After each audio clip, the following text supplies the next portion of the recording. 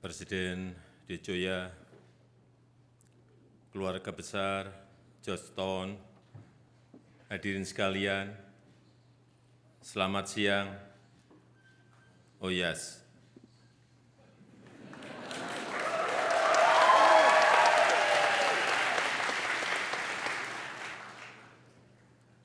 Ini pertama kali saya berbicara di sebuah universitas di Amerika, dan itu adalah Georgetown University.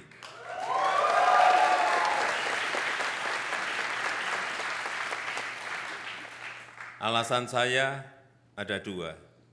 Yang pertama, karena ini adalah universitas bagus, top.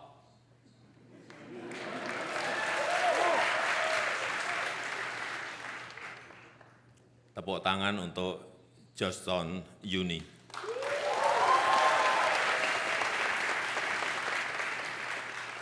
Yang kedua, karena Indonesia dan Georgetown akan menjalin kerjasama dan Georgetown akan membuka kampus di Indonesia tahun depan.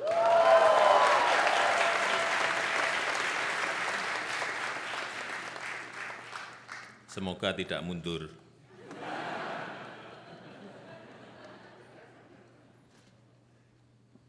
Pendidikan adalah salah satu prioritas Indonesia, karena di tahun 2030-an, Indonesia akan mengalami bonus demografi, sehingga kualitas sumber daya manusia menjadi faktor penentu.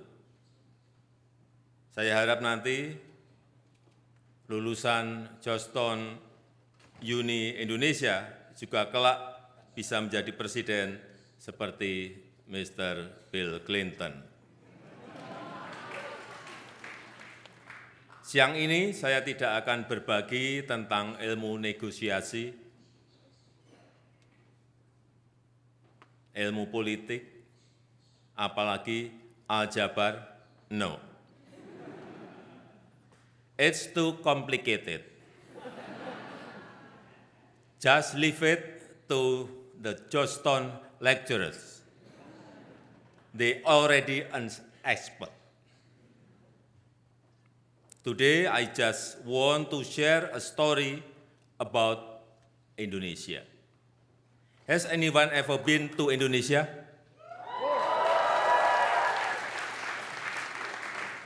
When? Good. Tahukah Anda bahwa Indonesia memiliki lebih dari 17.000 pulau? 2/3 Indonesia adalah air, dan penduduk Indonesia sekarang ini hampir 300 juta.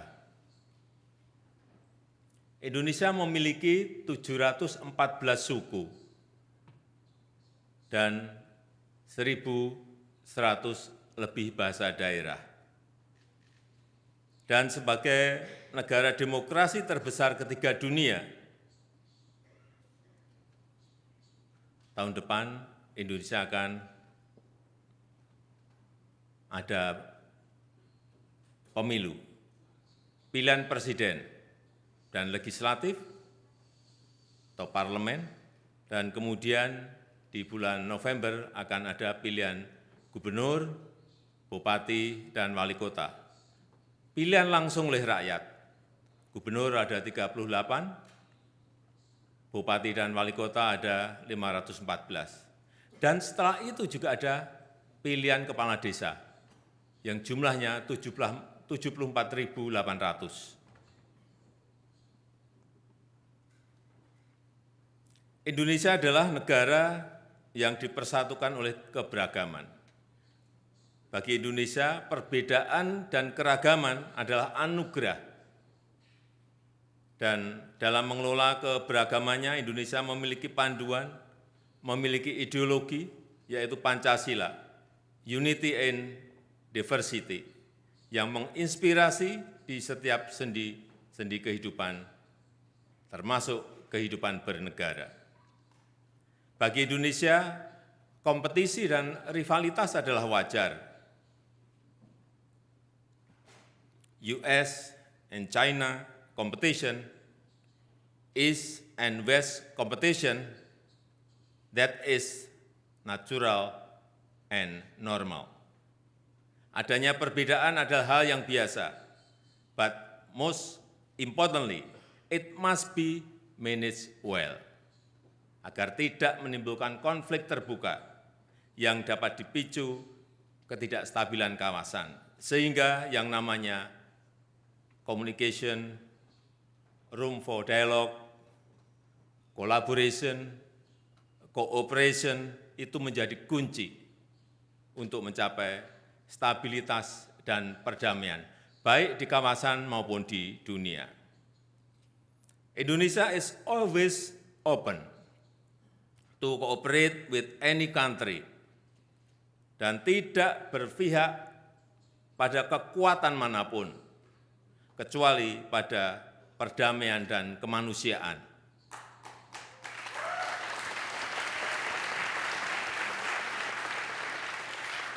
Itulah prinsip yang kami bawa di keketuaan Indonesia di G20 dan di ASEAN, yang dijalankan dalam situasi dunia yang terbelah dengan rivalitas yang sangat tajam dan geopolitik yang memanas. Still, praise to God, keduanya dapat diselesaikan oleh Indonesia dengan baik. Kemudian banyak yang bertanya, how could it be? How to? Then I want to tell you, the key is listen and play a bridging role. That's it. Kadang kita sering lupa mendengarkan, lupa memahami kepentingan pihak lain, karakter bangsa lain, terutama ini untuk negara besar dan negara maju yang sibuk memaksakan kepentingannya dan tidak jarang disertai ancaman, padahal dunia tidak sedang baik-baik saja. Instabilitas terjadi di mana-mana. Perang di Ukraina belum selesai, sudah muncul perang di Gaza, dan setiap menit, 10 menit, satu anak terbunuh di Gaza. Lebih dari 66% adalah korbannya adalah wanita dan anak-anak. Human life seems meaningless, but for me, every life is precious. This is a humanitarian problem, dan untuk menghentikannya, yang dibutuhkan adalah global solidarity, global leadership yang memprioritaskan kemanusiaan. Ada sebuah kutipan dari Presiden Abraham Lincoln,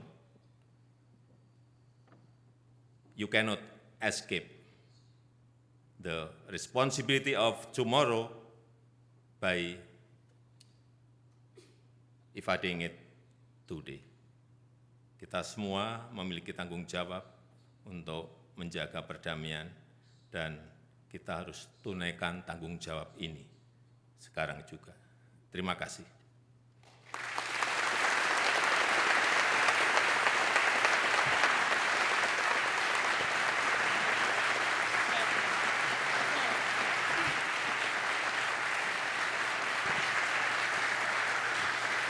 Please welcome to the stage the Dean of the School of Foreign Service, Joel Hellman. So on behalf of all of us here at Georgetown University, I want to warmly thank you, President Jokowi, for honoring us here with your visit on this historic trip to Washington, D.C. I now have the pleasure of asking you a few questions that were received in advance from members of our community. The first is, at this summit meeting that you're about to have with President Biden, they are going to be announcing the upgrading of Indonesia's relationship to a comprehensive strategic partnership. What is the importance of upgrading the U.S.-Indonesia relationship to a comprehensive strategic partnership? Iya. Amerika adalah negara besar dan pengaruhnya kepada negara manapun juga sangat besar. Ekspor Indonesia sekarang ini ke Amerika juga sangat besar. Oleh sebab itu, ruang harus dibuka lebar-lebar untuk memperkuat kerjasama.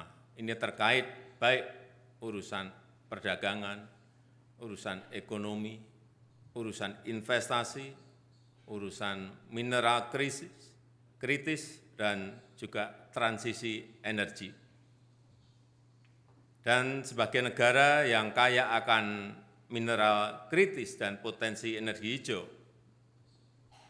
Indonesia dapat menjadi partner bagi Amerika Serikat karena Indonesia memiliki cadangan nikel yang terbesar di dunia, timah terbesar nomor 2 di dunia, dan juga energi hijau.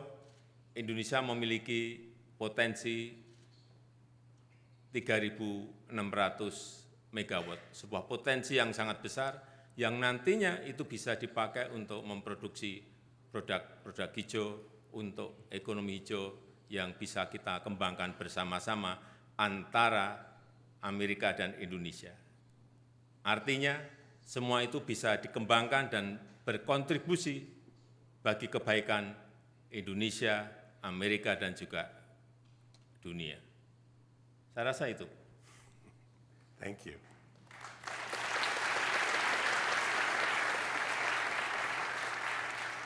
Under your leadership, Indonesia has embarked on an ambitious plan to move the capital city to Nusantara. How will this new capital city be designed to address issues such as sustainability, livability, and economic development? Iya, Nusantara New Capital City ini adalah konsepnya adalah Smart Forest City, kota modern yang ramah lingkungan. 70% adalah kawasan hijau, kawasan hutan yang sekarang ini monokultur, kemudian akan diperbaiki menjadi sebuah hutan yang heterogen, yang akan mendekati tropical rainforest, dan 80% akan menggunakan transportasi publik, kendaraan listrik, dan penghuninya 100% harus menggunakan kendaraan listrik, sehingga nanti akan menjadi kota yang betul-betul hijau, yang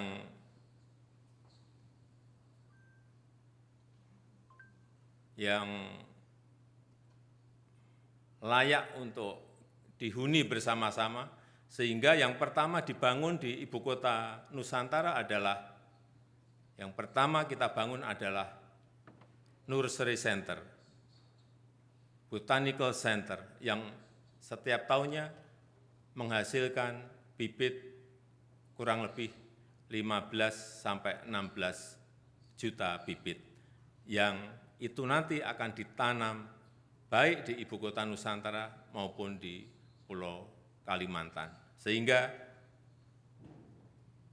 kawasan itu menjadi kawasan yang sangat hijau, dan juga pembangkit listriknya adalah energi hijau, baik dari solar panel maupun dari hydropower. Dan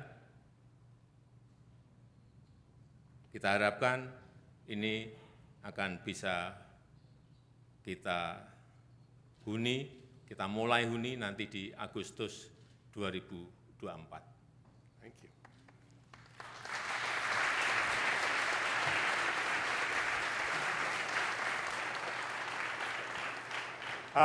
I'm now pleased to present you with a gift on behalf of the entire Georgetown community. You know what a Hoya is. You mentioned it in your opening remarks. And we, because we're beginning We hope a long relationship with the Republic of Indonesia, and we appreciate your support. We wanted to make you an honorary Hoya, and the best way to do that is to make you part of our basketball team.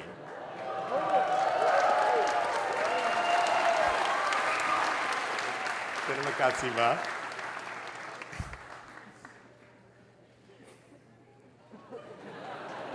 You got to get the other side, yeah.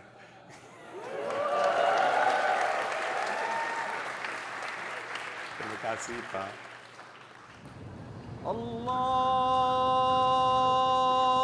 الله أكبر الله أكبر لا إله إلا الله